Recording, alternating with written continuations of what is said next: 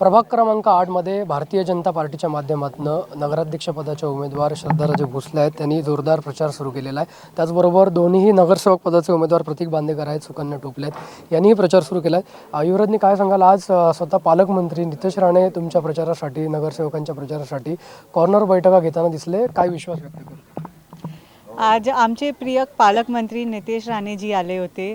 त्यांच्या बरेपैकी आम्हाला सपोर्ट आहे, आशीर्वाद आहे आणि ते आमच्या सौभाग्य आहे की त्यांनी आम्हाला इतकी सपोर्ट दिला आहे. आम्हाला खात्री आहे की भारतीय जनता पार्टीच्या माध्यमातून आम्ही सावंतवाडीसाठी खूप चांगलं काम करू शकणार आणि तेच आमची आशा आहे.